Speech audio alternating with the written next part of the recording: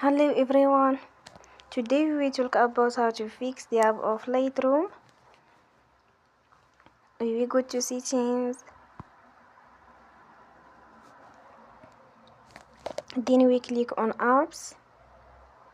After that we search the app Lightroom.